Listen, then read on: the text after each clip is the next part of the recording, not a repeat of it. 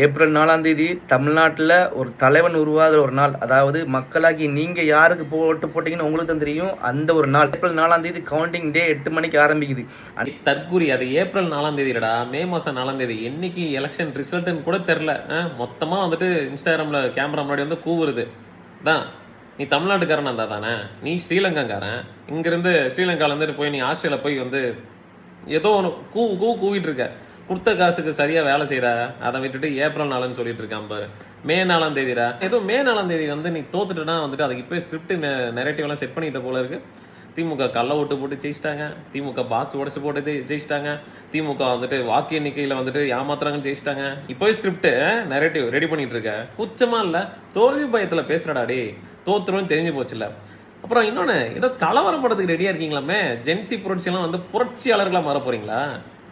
என்ன கலவரம் தமிழ்நாட்டில்? ஏதோ நீங்களாம் வாட்ஸ்அப்பில் இந்த மெசேஜ் எல்லாம் வந்து ரோல் அவுட் ஆகிட்டு இருக்கு. வந்தோம் நீ தானே தலைமாத்துக்கு யார் அம்மாவை சாதம் வச்சு அனுப்பிச்சுட்டதா?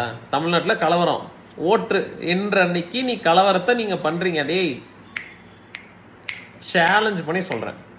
ஒரே ஒரு தமிழக வெற்றி கழகத்தில் ஒரே ஒரு ஆண்மகன், தைரியம் உள்ள, திராணி உள்ள, துணிச்சல் உள்ள ஒரே ஒரு ஆண்மகன், ஒரு செங்கல், தமிழ்நாட்டில் இருக்கக்கூடிய ஒரு செங்கலை, ஒரு ஜல்லியை நீங்க சேதாரம் படுத்தி காட்டுங்கடா பார்ப்போம்.